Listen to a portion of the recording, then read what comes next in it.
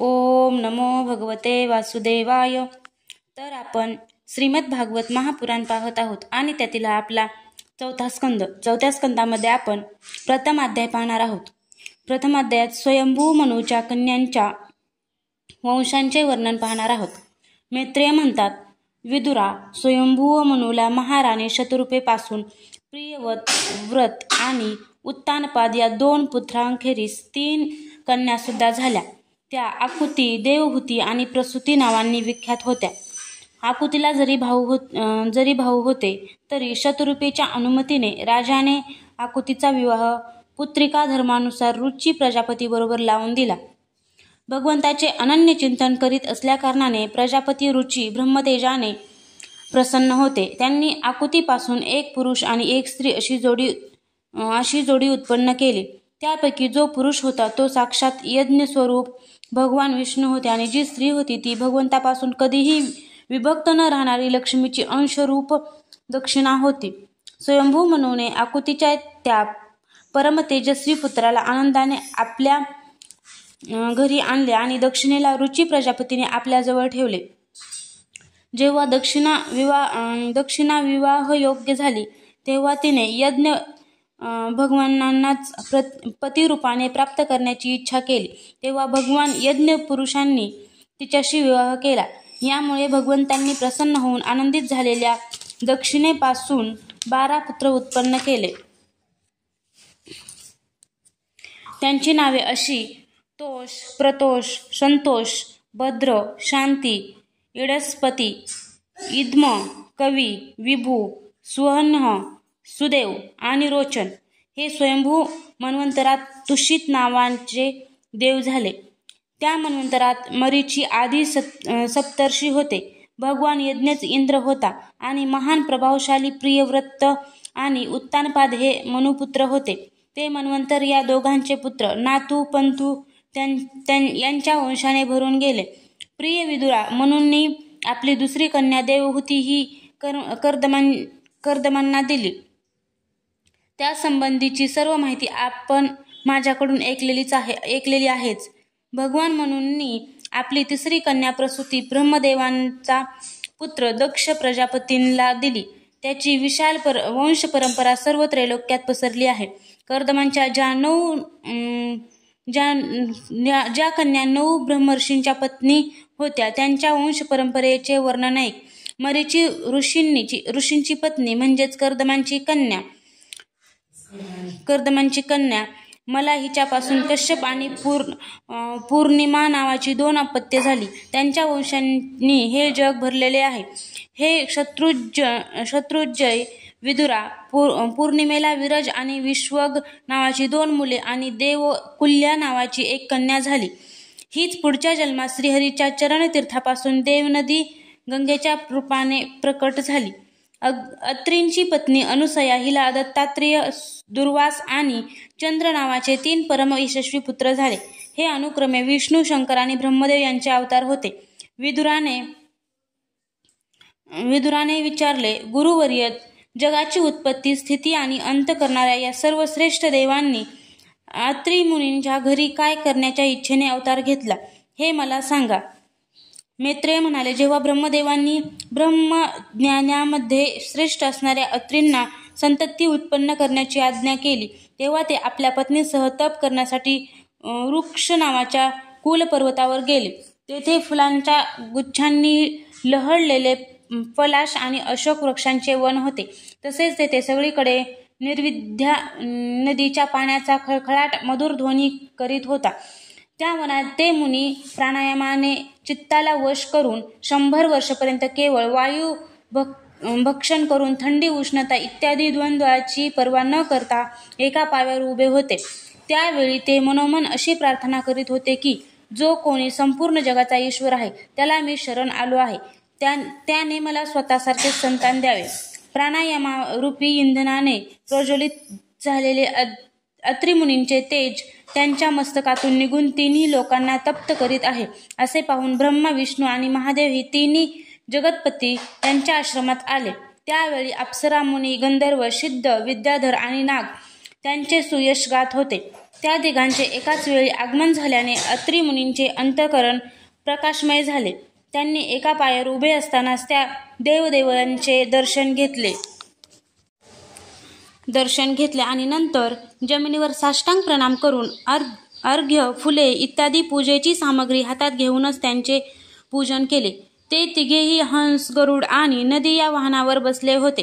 तसेच आपल्या हातातील कमंडलू, चक्र, त्रिशूल इत्यादी चिन्हांनी युक्त होते. त्यांच्या डोळ्यातून कृपेचा वर्षाव होत होता. त्यांच्या मुखावर मंद हास्य विलसत होते. त्यांच्या तेजाने दिपून जाऊन मुनींनी आपले डोळे झाकून घेतले. त्यांनी आपले चित्त त्यांच्यावर एकाग्र केले आणि हात जोडून अतिमधुर आणि सुंदर भावपूर्ण वचनांनी लोकांमध्ये सर्वश्रेष्ठ अशा त्या तिन्ही देवांची स्तुती करण्यास सुरुवात केली.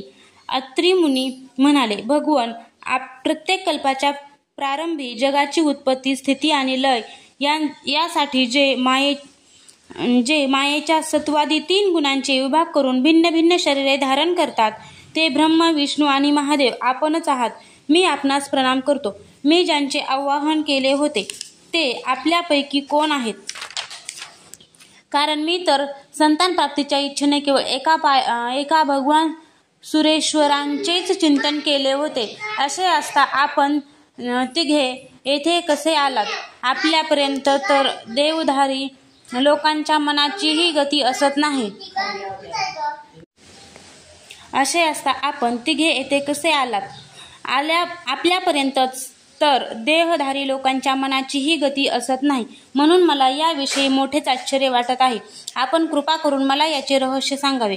मैत्रेय म्हणाले, विदुरा, अत्री मुनींचे वचन ऐकून ते तिन्ही देव हसले आणि मधुर वाणीने त्यांना सांगू लागले.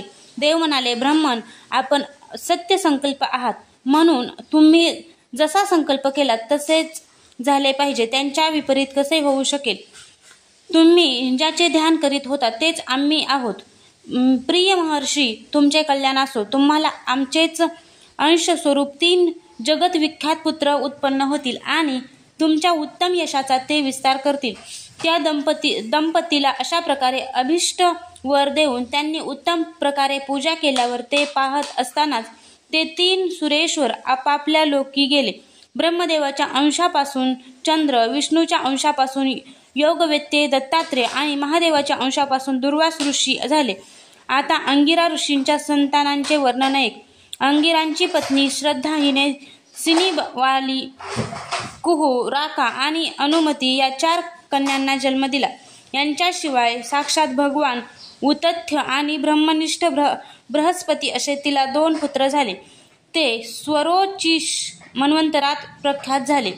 पुलस्त्य यांना त्यांची पत्नी हविर्भूपासून महर्षी अगस्त्य आणि महातपस्वी विश्रवा असे 2 पुत्र झाले.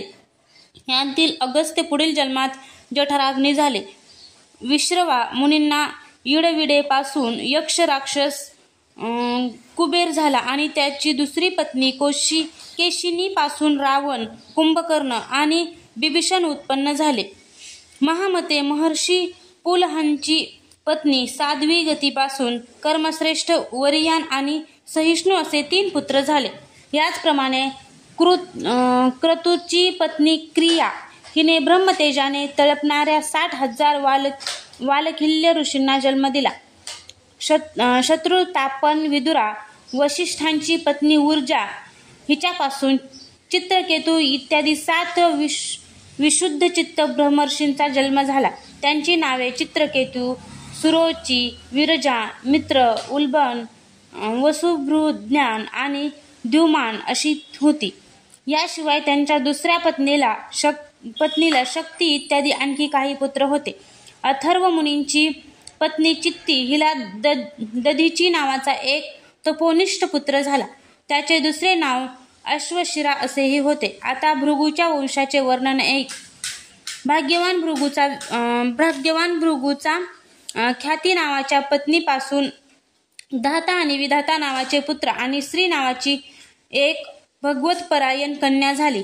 मेरू ऋषींनी आपल्या ऐती आणि नियती नावांच्या कन्या धाता आणि विधाता यांना दिल्या. त्यांच्यापासून त्यांना मृकंड आणि प्राण नावाचे पुत्र झाले. त्यांच्यापैकी मृकंडापासून मार्कंडेय आणि प्राणापासून मुनिवर वेदशिरा यांचा जन्म झाला. भृगूंचा एक कवी नावाचा पुत्र होता. त्याचाच पुत्र भगवान शुकाचार्य होय. विदुरा या सर्व मुनीश्वरांनी संतती उत्पन्न करून सृष्टीचा विस्तार केला. अशा प्रकारे मी तुला हे कर्दमांच्या वंशातील संतानांचे वर्णन सांगितले. जो पुरुष हे श्रद्धापूर्वक ऐकेल त्याची मोठी पापे हे कथानक तात्काळ नाहीसे करील. ब्रह्मदेवाचा पुत्र दक्ष प्रजापतीने मनु पुत्री प्रसूतीशी विवाह केला. त्याने तिच्यापासून सुंदर डोळ्यांच्या 16 कन्या उत्पन्न केल्या. दक्षाने त्यापैकी 13 धर्माला, 1 अग्नीला व एक चित्त असणाऱ्या पितृगणांना आणि 1 संसाराचा संहार करणाऱ्या तसेच जन्म मृत्यूपासून सोडविणाऱ्या भगवान शंकरांना दिली. श्रद्धा, मैत्री, दया, शांती, तुष्टी, पुष्टी, क्रिया, उन्नती, बुद्धी, मेधा, तितिक्षा ही आणि मूर्ती या धर्माच्या पत्नी होत. त्यापैकी श्रद्धेने शुभ, मैत्रीने प्रसाद, दयेने अभय, शांतीने सुख, सृष्टीने आनंद आणि पुष्टीने अहंकार यांना जन्म दिला. क्रियेने योग, उन्नतीने गर्व, बुद्धीने अर्थ, मेधेने स्मृती, तितिक्षेने क्षेम आणि हिने प्रशय नावाच्या पुत्राला जन्म दिला. सर्व गुणांची खाण असणाऱ्या मूर्तिदेवांनी नर नारायण ऋषींना जन्म दिला. यांचा जन्म झाल्याबरोबर हे संपूर्ण विश्व अत्यंत आनंदित होऊन प्रसन्न झाले. त्यावेळी लोकांची मने, दिशा, वायू, नदी आणि पर्वत प्रसन्न झाले. आकाशात मंगलवाद्य वाजू लागली. देवता फुलांचा वर्षाव करू लागल्या. मुनी प्रसन्न होऊन स्तुती करू लागले. गंधर्व आणि किन्नर गाऊ लागले.